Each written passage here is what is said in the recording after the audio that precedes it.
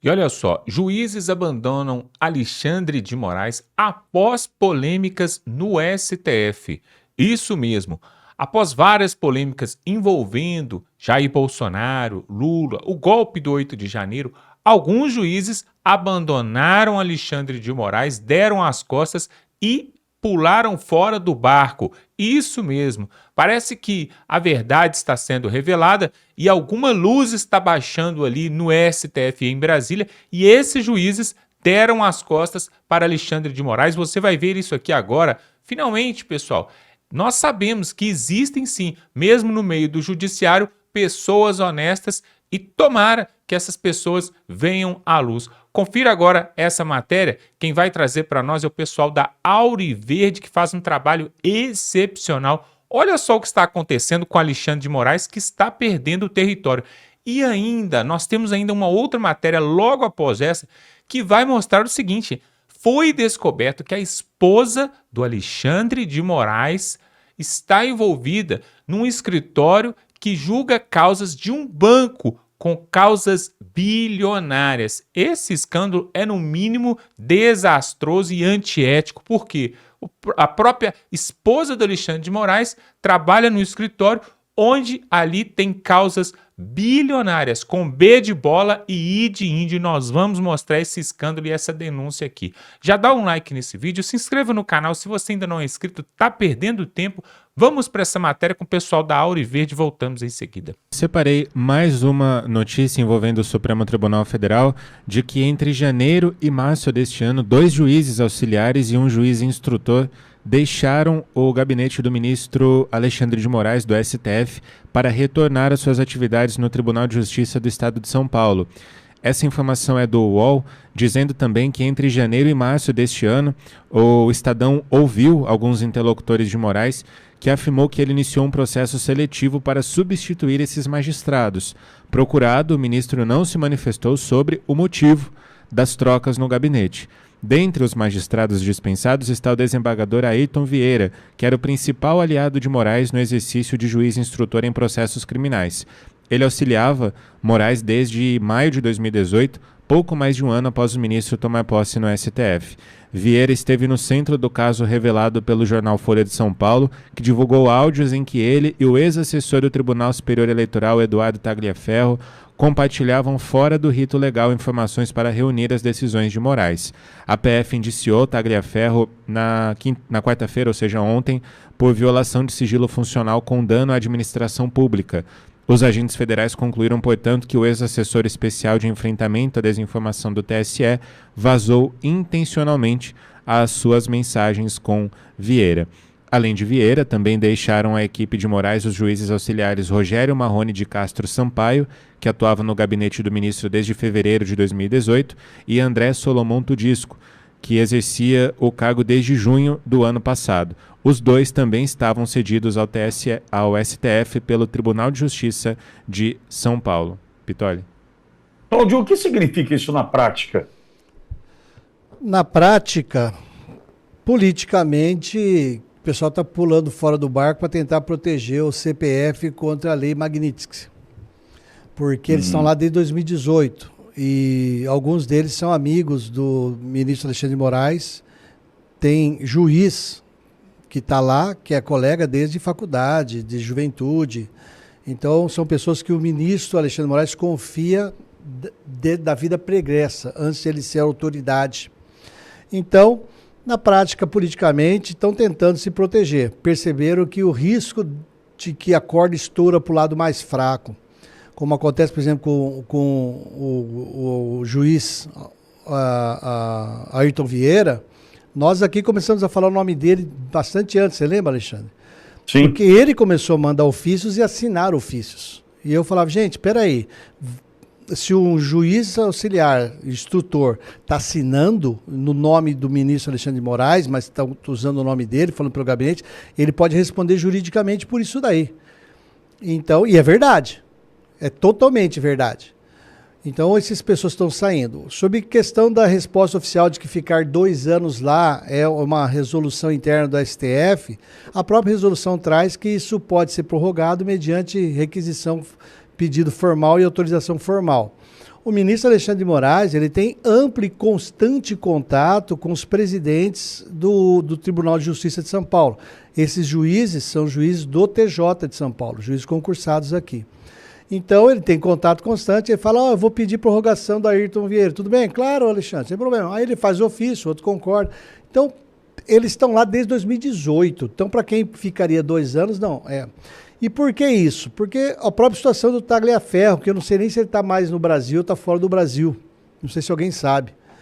Mas quando vazou aquela questão do Tagliaferro, que foi indiciado agora, o Edmundo Tagliaferro foi indiciado agora para a PF, eu repito, a PF, ao indiciar ele por vazamento do conteúdo, a PF está dando um atestado de veracidade, está declarando que é verdade tudo que está ali.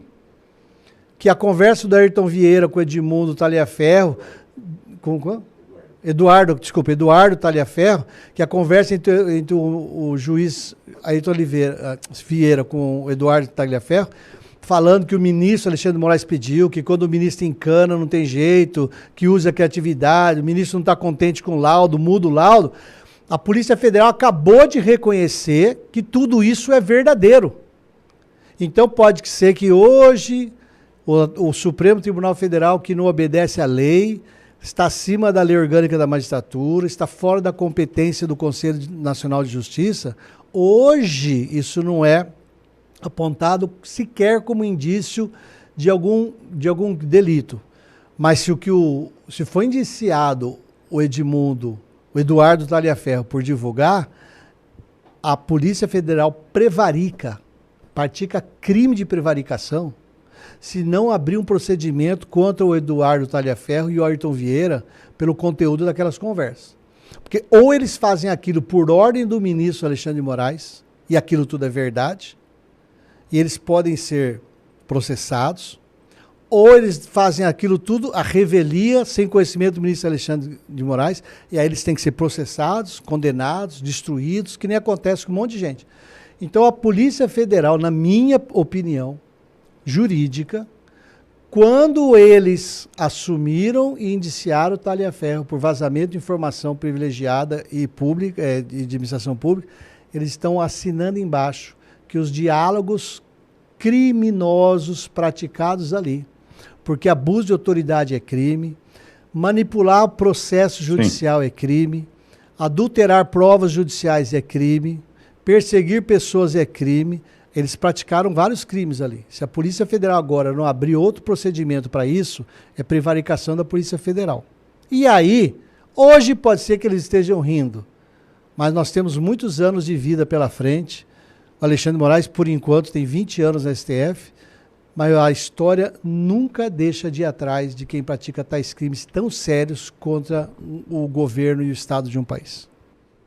Borgo, Ayrton Vieira, eu vou usar aqui entre aspas, né, para não ter problema, pode cair atirando?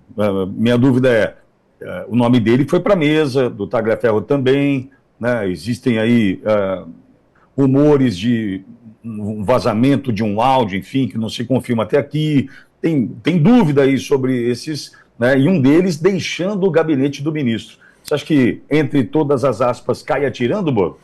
Vitória, deixa eu puxar alguns fatos. No ano de 2003, o Eduardo Tagliaferro ele se envolveu num episódio de violência doméstica, onde na delegacia o celular dele acabou ficando apreendido. Posteriormente, algumas conversas do celular dele de WhatsApp, Eduardo Tagliaferro, que era perito, né, no setor de combate à desinformação, né, essa monstrengo que eles criaram, que era um dos braços ali, um dos tentáculos do ministro Alexandre de Moraes. E algumas conversas, né, internas, inclusive quando Eduardo Tagliaferro falava da Revista Oeste, de usar a criatividade, vazaram para o jornal Folha de São Paulo, que deu publicidade, e ali a gente pôde entender um pouquinho desse mecanismo, dessa perseguição que está ocorrendo no Brasil. Isso aí passou, e agora, essa semana, o Sérgio Tavares, nosso amigo Sérgio Tavares, divulgou um vídeo do Oswaldo Eustáquio, também jornalista, um vídeo longo de 24 minutos, onde além dele, o Oswaldo Eustáquio, gravar a ligação, né, dentro do telefone, ele também filma a ligação, e um vídeo, eu até mandei para vocês essa semana, assustador, tá? Isso aí está correndo nas redes sociais, Ô, aonde... Burgo, mas ó, essa história a gente precisa tomar cuidado que não tem nada confirmado, viu, Não, Burgo? não, sim, eu não estou confirmando a autenticidade do áudio e do vídeo, mas que o Sérgio Tavares publicou esse vídeo, isso é fato, está no canal do Sérgio. Mas enfim, sendo verdade ou não sendo, tem essa filmagem, e logo em seguida o Eduardo Tagliaferro, ele manda umas mensagens para o Sérgio, não questiona o vídeo que foi publicado, mas ele deixa bem claro que ele estava no Brasil. Aonde é que o Sérgio está cobrando o Tagliaferro? Porque se lá no passado, sendo autênticas essas mensagens que o Sérgio Tavares publicou, se realmente for verdade, for ele que estava naquele vídeo, ele dizendo o medo que ele tinha, o receio que tinha de ser preso, enfim. Logo, Pitoli, aonde é que é o fato isso aí é público e notório? Após a publicação desse vídeo, um dia depois, a Polícia Federal indicia o Eduardo Tagliaferro por esses crimes. E logo em seguida vem a notícia que, veja, não é o Ayrton Vieira e o outro desembargador que estavam no gabinete do Alexandre de Moraes, eles não saíram ontem, como o João acabou de ler, isso aí foi entre janeiro e março. Aonde eu quero chegar? Com o indiciamento do Eduardo Tagliaferro, a tendência é que ele venha fazer uma delação ou que ele abra novos fatos em juízo. E aí chega no Ayrton Vieira, porque por enquanto o desembargador Ayrton Vieira não está sendo imputado, indiciado, não está na mesma mira que Eduardo Tagliaferro. Porém, a depender do que acontecer com o Eduardo, com o perito, pode envolver o desembargador Ayrton Vieira e a situação pode complicar ainda muito mais, tá? O que eu posso dizer é o seguinte, Pitoli, nessa situação eu vou comer pipoca. O Banco Master, que negocia a venda de parte de sua operação para o BRB, o Banco Estatal de Brasília, contratou para representá-lo judicialmente o escritório Bassi de Moraes, onde trabalham a mulher e 2 filhos do ministro do Supremo Alexandre de Moraes. De acordo com fontes ligadas ao banco, Viviane representa o Master em algumas poucas ações. O Master, porém, não revela quais são elas e nem o valor dos honorários. O escritório também não respondeu a pergunta sobre a relação com o Master. Uma pesquisa feita pela equipe da coluna de Malu Gaspar no acervo processual do Supremo não encontrou ações do Master em que Viviane seja advogada. Segundo o balanço do banco divulgado na última terça-feira, o Master tem em sua carteira 8 bilhões e 700 milhões de reais em precatórios, títulos de dívidas de entes públicos que são negociados no mercado. Como os precatórios derivam de decisões judiciais, é frequente que discussões sobre as condições de pagamento e outros direitos decorrentes desses títulos cheguem ao Supremo e a outros tribunais. O Master tem uma ação contra a União em andamento no Supremo, sob a relatoria do ministro Gilmar Mendes, que trata do recolhimento da contribuição social sobre o lucro líquido. Em janeiro deste ano, Gilmar mandou arquivar o caso, mas o banco entrou com recurso, que ainda não foi julgado. O nome de Viviane não consta nos autos desse processo. Procurado pela equipe da coluna, Moraes não esclareceu se já teve despesas, como passagens aéreas e hospedagem, pagas pelo Banco Master. Nem se manifestou se há conflito ético em participar de eventos patrocinados pela mesma instituição que contratou a sua mulher. Essa informação, como eu disse, é de Malu Gaspar, do jornal O Globo. Leandro de Jesus, tem conflito ético nessa história, Leandro? Olha, Pitoli, eu, inclusive, sendo da área jurídica, como sou, conhecendo como funcionam os tribunais, as relações, muita coisa que acontece nos bastidores, as influências, inclusive que não necessariamente o nome da esposa dele precisa estar, enfim, numa determinada ação, tramitando, enfim, para que tenha a influência, né? A gente sabe nos bastidores como é que essas coisas funcionam. Obviamente que o conflito ele é patente. Na realidade, com toda a sinceridade que a gente tem que ter, buscando a transparência que nós precisamos e queremos para o Brasil, é bastante estranho ver ministros da Suprema Corte, ou seja, que tenha toda a influência, não apenas ali onde está a sua competência na Alta Corte do Brasil, mas obviamente que eles exercem influência em todo o judiciário brasileiro, né? E as suas famílias, né, com escritórios de advocacia, coincidentemente, né, vamos chamar de coincidência, com causas multimilionárias ou que envolvem muito dinheiro e recebendo muitas vezes às vezes algum tipo de benefício ou os carinhos, né, os chamegos que essas empresas costumam dar a esses ministros são muito estranhos, né? Não bastasse aí usar o avião da FAB para assistir o jogo do Corinthians, né, como aconteceu recentemente, nós sabemos que também se utilizam dessa influência, né, no setor privado, enfim, nas relações aí na advocacia. Nós precisamos, na realidade, e aí não apenas envolvendo a Suprema Corte ou os ministros, mas infelizmente há que se dar muita transparência, aí abrangendo todo o nosso judiciário. Quando eu falo todo o nosso judiciário, não estou dizendo aqui que são todos os juízes ou todos os desembargadores, não é isso que eu estou dizendo, mas em todas as instâncias, muitas coisas estranhas acontecem, sob influência, inclusive, de grandes empresas. Posso dizer que eu já fui vítima de situações como essas aqui, enquanto advogado, mas não vou entrar em detalhes aqui. Então, obviamente que é muito estranho e eu acho que se esses ministros hoje da Suprema Corte, aí falando do Alexandre de Moraes, quisesse passar o mínimo de transparência, de segurança para o povo brasileiro, estando ali na cadeira que ele está, deveria se evitar, sim, esse tipo de relação, porque o conflito, ele é claro, ele é óbvio, e fica aí patente, né, as possibilidades, né, vamos falar assim, de favorecimentos que nós sabemos que não deve acontecer. Claudio, e aí? Pode ou não pode, Claudio? Alexandre Pitoli, quando se pergunta algo se pode ou não pode em relação a questões jurídicas no Brasil, você tem que separar em dois grupos. Pode ou não pode para juízes, desembargadores e ministros do STJ, os quais se subordinam à lei orgânica da magistratura, os quais se subordinam ao Conselho Nacional de Justiça. E tem a outra parte, esses daí são 15, 20 mil pessoas, esse grupo primeiro que eu estou falando. No segundo grupo, do pode ou não pode, nós temos ministros do STF.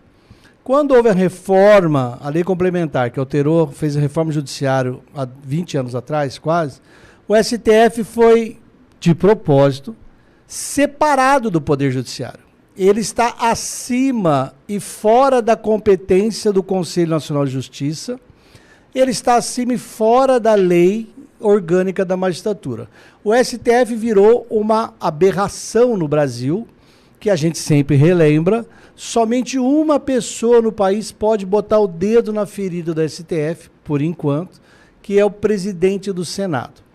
Nós ficamos anos comentando sobre a omissão, na minha leitura, prática de prevaricação, que é deixar de fazer algo que é competência do servidor público, do agente político, por interesse próprio, do Rodrigo Pacheco, engavetando tudo quanto era pedido de impeachment.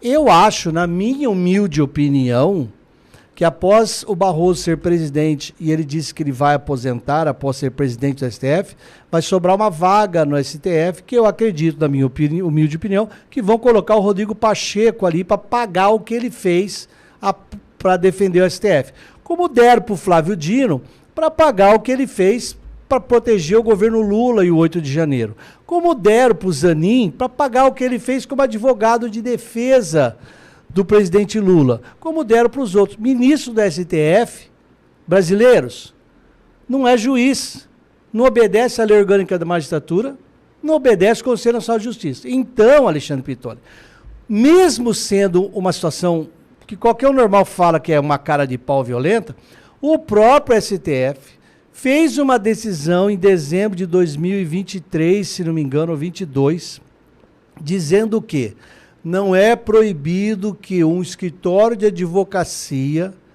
que tenha dentro do escritório como sócio o cônjuge, esposa ou filho de ministro do STF, não é proibido que esse escritório atue dentro do STF.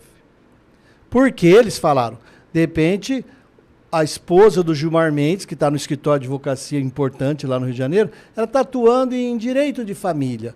E o processo que está entrando na STF está falando sobre direito tributário. Então, tipo assim, ela não sabe do assunto. O STF ainda fez uma decisão livrando a cara deles. Todo mundo, o Pavinato sempre lembra, o Pavinato sempre fala no programa dele. Nós sabemos quantos milhões custa para contratar o escritório da esposa do ministro Alexandre de Moraes e do filho dele. Filho dele é aquele lá do aeroporto de Roma, tá, gente? Então, a gente sabe disso. Vou dar mais 2 casos aqui, Alexandre, rapidinho, para confirmando o que o Leandro acabou de falar. O Luiz Nassif, famoso jornalista, que é um jornalista que é muito de esquerda também, dia 2 de abril de 2025, ele publicou no Jornal de Todos os Brasis, GGN, o seguinte reportagem: controladores das americanas, lojas americanas, se livram do golpe da década. Sabe aquela quebrada que os donos da Ambev deram na Americana, que não estourou nada deles? Então, ele fala ali sobre como estão livrando a cara desses caras. Aí ele fala que o juiz Paulo Stefan, da 4ª Vara Empresarial do Rio de Janeiro, antes mesmo de estourar, impediu o pagamento de antecipação de pagamento de credores, obrigando o BTG, que estava cobrando o calote que tomou da Americanas, obrigando o BTG a devolver 1 bilhão e 200 milhões de reais para o caixa das Americanas, que estava dando um calote em todo mundo, inclusive no BTG. Aí está na reportagem dele que esse juiz foi alvo da Corregedoria do Tribunal de Justiça do Rio de Janeiro, quando descobriram que a esposa, o filho dele, era sócio da esposa de uma das pessoas que esse juiz indica para administração de processos judiciais. Aí eles falam ainda, o Luiz Nassif fala na reportagem, que o juiz não apenas aceitou o pedido, como indicou o escritório de advocacia Sveiter, de Sérgio Sveiter, um advogado renomado do Rio de Janeiro. E o Luiz Nassif põe: esse advogado é irmão do desembargador e ex-presidente do Tribunal de Justiça do Rio de Janeiro, Luiz Sveiter, e de uma família com larga influência nos tribunais fluminenses, especificamente, aspas, por Luiz Nassif, para a indústria de recuperação judicial no Rio de Janeiro. E outra reportagem famosa é daqueles ministros, daqueles juízes do Mato Grosso do Sul, que foram agora na Operação Última Rácio afastados por venda de decisões. E daquele advogado assassinado em julho de 2024, que lá na frente do escritório dele em Cuiabá, quando a polícia pegou o celular, tinha mensagem dele comprando, vendendo e negociando os acordos. Então, o que o doutor Leandro está falando, eu também embaso. Sim. Vamos lá, Claudio. Existe muito essa questão dos tribunais superiores não ter nenhuma fiscalização sobre eventuais corrupção. Então, nós, advogados, sofremos com isso, e todos os juízes honestos também sofrem com isso, porque os maus geram a má fama dos bons. E a gente sabe, ministro STF, imagina contratar a mulher de Alexandre de Moraes para cuidar de uma questão dessa do Banco Master. Quantos milhões e bilhões estão envolvidos, Alexandre? O Brasil não é sério, Alexandre. O Brasil não é honrado. Pois é, e aí depois, quando o povo ameaça ir às ruas pedindo fora Lula, impeachment de ministro, pedindo anistia e outras coisas mais, aí eles falam que são atos antidemocráticos, né? Falam que são guerrilheiros, terroristas que estão querendo tomar o Estado à força. Mas olha só essas 2 matérias que nós trouxemos aqui, pessoal, que absurdo. Os próprios juízes que trabalhavam no gabinete de Alexandre de Moraes, talvez alguns deles podem ser aqueles, né, que aquelas gravações ali da Folha de São Paulo falou que era o Alexandre de Moraes dando instrução para que eles fossem criativos, sejam criativos na construção de provas, né, contra alguns investigados, como no caso, por exemplo, do Eduardo Bolsonaro. Você se lembra aquele vazamento ali de áudios e de mensagens que a Folha de São Paulo estava soltando há pouco tempo atrás, mas aí também, misteriosamente, a Folha de São Paulo parou da noite para o dia de soltar. Diz que tinha 6 gigabytes de informações, de mensagens, mas aí de repente parou. Por que será? Claro que receberam ali uma grande ameaça de alguém. E aí o que acontece, pessoal? Esses juízes trabalhavam ali, são assessores, são juízes de carreira, né? E que alguns deles até conheciam Moraes há mais tempo. E devido aos escândalos, né? Devido à pouca vergonha que acontece em Brasília, em vários órgãos, no executivo, legislativo, judiciário, em vários órgãos. Esses juízes tiveram a vergonha na cara, a hombridade e pularam fora. Falaram, não, aqui eu não quero fazer parte porque tá pegando mal para mim mesmo. Você imagina você falar assim, eu sou um advogado, eu sou um juiz, onde você trabalha? Eu trabalho no gabinete ali do Xandão, no gabinete do Barroso, no gabinete do Gilmar Mendes. Vai pegar mal, com certeza, e aí a pessoa não quer isso para ela e ela pula fora. E aí outra coisa também que é no mínimo antiético, para não falar injusto, é essa questão aí da esposa do Moraes trabalhar em um escritório, onde esse escritório tem causas ali, advoga causas ali de um banco que tem ali essas causas públicas bilionárias, que são esses precatórios. O precatório ele é controlado pelo Lula, né? O Lula vende, não vende, passa para um banco, passa para o outro. Inclusive o Ciro Gomes, né, fez um vídeo denunciando esse abuso aí dos precatórios. O que acontece? Precatório parado anos e anos e anos, antes do Bolsonaro, né? Pessoas que têm causas ganhas na justiça, mas que o Estado ainda não pagou. E aí o que aconteceu? Estava congelado na época do Bolsonaro essa situação. O Lula chegou, pegou esses precatórios, vendeu para o banco por 1/3 do valor, por um valor irrisório. E depois os bancos ganharam a causa, logo depois ganhou a causa em 100%, tiveram um lucro absurdo. E aí, pessoal, tudo isso, toda essa maracutaia toda, agora na hora que você vai ver, a esposa do Moraes está no escritório onde tem um banco que tem bilhões em precatórios, ou seja, decisões ali do executivo, até do judiciário, vão beneficiar esse banco no qual a esposa do Moraes faz parte, pessoal. Deu para entender como que na política ali em Brasília está tudo ligado uma coisa com a outra, está tudo interligado. Aí você pega, por exemplo, o Pacheco, né, que o povo ficou cobrando dele durante 4 anos. Ele ficou 2 anos, depois mais 2 anos na presidência do Senado, e o povo cobrando. Impeachment de ministro, impeachment, vamos colocar para votar, vamos colocar para votar. E ele ficava daquele jeito moroso, parado e tal. E aí alguém falou, né? Será que é porque ele tinha um escritório, o próprio Pacheco, um escritório de advocacia, e nesse escritório tinha causas de ministros do STF e de amigos do Pacheco que estavam lá também no STF, causas que estavam lá no Supremo, que eram do Pacheco e de amigos de Pacheco, de pessoas próximas. Então, por isso, como tinha um conflito de interesses ali, o Pacheco ficava na dele. E aí, claro, o Pacheco está esperando a recompensa dele por ter segurado a bomba, né, de alguns ali em Brasília durante 4 anos. Daqui a pouco você vai ver o Pacheco sendo indicado, talvez, ou para o Supremo Tribunal, inclusive o próximo presidente do Brasil, né, que for eleito em 2026, a partir de 2027, no decorrer do seu mandato, vai poder indicar 3 ministros. E aí talvez o Pacheco esteja na fila esperando. Por quê? Na política é assim, pessoal. É assim, é um jogo sujo mesmo, entendeu? Você segura as pontas daqui a pouco eu te dou um prêmio. Outro que estava esperando um prêmio que ainda não chegou e eu não sei se ele está com o ovo atravessado é o Paulo Gonet da PGR. O Paulo Gonet era para ser indicado para o Supremo Tribunal Federal, mas aconteceu uma questão assim meio delicada e ele não pôde ser indicado. Aí acabou entrando o Flávio Dino e o Zanin, né? Foram os 2 indicados do Lula nesse segundo mandato, nesse terceiro mandato do Lula, né? O Lula 3. E aí o que acontece, pessoal?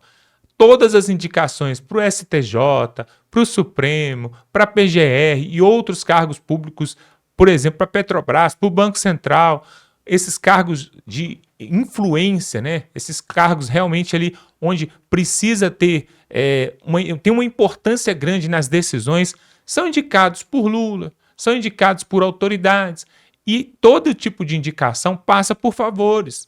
Não adianta você chegar lá hoje e pedir um cargo para o Lula, ele não vai te dar, mas ele vai dar para o Flávio Dino, que está com ele desde quando o Flávio Dino era magro. Lá atrás tinha cabelo e tinha barba. Lá atrás o Flávio Dino está com o Lula. Desde quando o Lula tinha barba preta, o cabelo preto, lá atrás, quando eles participavam ali do regime militar quebrando, depredando, fazendo aquele monte de coisa, desde aquela época o Flávio Dino já estava com o Lula. Então agora né, os amigos, eles se confraternizam ali, né? E aí, essa situação toda só revela o seguinte, pessoal. Por que Jair Bolsonaro, durante seus 4 anos de mandato, não fez coligações, não fez ligações ali com o Congresso, com o Senado, de repente até mesmo na PGR, de repente no Supremo? Por que o Bolsonaro não fez isso? Ao passo que ele poderia ter feito essas ligações, esses conchavos ali, para perpetuar no poder de forma lícita, não de forma desonesta.